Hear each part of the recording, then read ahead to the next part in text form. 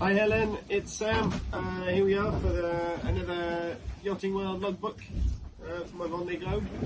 We missed Christmas week, some holidays, and we're back here for New Year's week. So Happy New Year to everyone, and I hope everyone had a good holiday season and ready for a great 2025.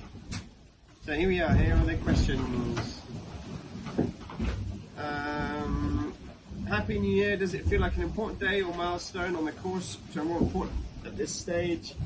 To be honest, the milestones are more important. I mean, obviously Cape Horn is a big one, which is obvious. And for me, the next big one is probably reaching the trade winds. We're in the South Atlantic, which is complicated, to say the least. There isn't really any... The routing isn't really giving us a clear plan, or nothing that looks appealing anyway, between going through the centre of the low, going upwind route a long way around the outside, which I don't think is realistic, or going up the coast in kind of stormy clouds and light winds and unpredictable conditions.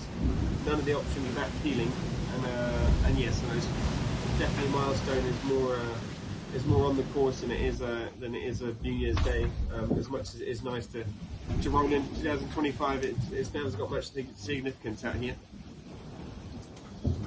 Does the South Atlantic feel like the home stretch yet? Conditions look quite tricky. What do you have and what's coming up? It feels a little bit like the home stretch. I mean, we're facing north, or pointing north, which is a good start. Well, most of the time we are. At the moment I'm not. Yeah, I mean, it's getting warmer. I'm back into one layer of thermals, which is nice.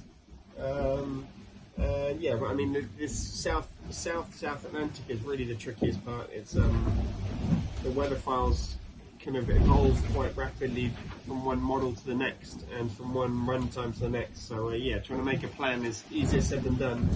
And like I said, the options it's giving us are not that appealing, and making the routing software work with such unstable conditions is quite hard. Because it tends to kind of find a tiny little area where there's perfect wind to go fast, and yeah, trying a few different options, but yeah, it's we're going to end up having to do something. I mean, I'm caught up by the front here right now. I'm in 5 knots of wind when the forecast is meant to be 20, and I'm in a bit of a frontal system. I'm just trying to claw back out of it, but yeah, not simple, that's for sure, but it seems to be the same for everyone, apart from Paul Mayer, who's managed it very well for now. And coming up, yeah, very well coming up.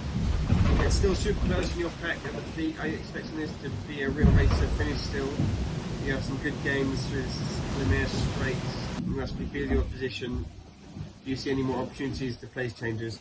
I mean, yeah, for sure, our pack is super tight. And yeah, it'd be interesting to see how it pans out. We saw Yannick Bestinen was in the pack, and he unfortunately had a technical issue and had to drop out. I mean, my boat, you can start seeing this bit starting to get a little bit tired. Nothing which has impacted the performance just yet, touch wood, and you can see sometimes on the tracker that there's boats which are slowing down for no apparent reason. So yeah, it's to say it's the home stretch and it's just a Figaro race to the finish would be a little bit over optimistic. I think there's technical things which could play into it, especially if we end up beating into 30 knots for a bit longer. There is the weather which will play into it. Is it a sort of weather pattern where the boats compress again, or is it going to, as Paul, for example, who's now got a 100-mile lead, is that going to extend into a solid 5th place, or are we going to see him again? Yes, I mean, it's very weather dependent, and just trying to keep the boat one piece is important, and keep racing. And yeah, for me, big thing will be getting into the trade winds and out this South Atlantic, where conditions are a little bit more stable, will be a little bit more reassuring.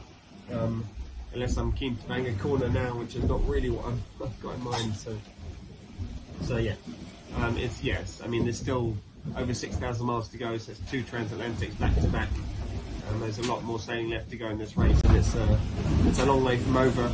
I mean, I wouldn't even rule out the fact of having a Clarice Kremer and Sam Davies group coming back into us as well. So yeah, anything can happen, and it's just trying to make the best of what we got. Really, is the main aim. And how are you and the boat holding up?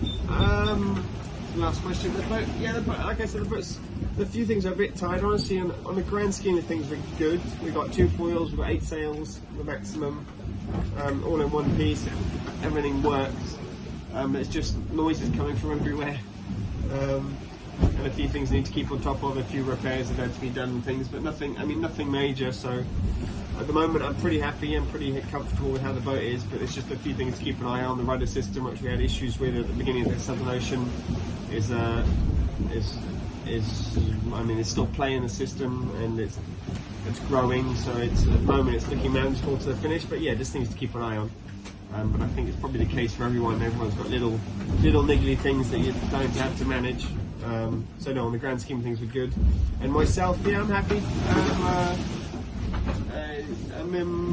Morally, I'm still motivated, still enjoying myself. Mentally, this bit is quite difficult, but last night I got some good sleep, and that kind of helps to digest it a bit. And yeah, once we have a clearer plan, it'll be a bit easier. This part of the race where there's no real clear plan as to how we're going to get out of this difficult patches, I'm finding it a little bit hard to deal with. But apart from that, we should be okay. Alright, that's it for now.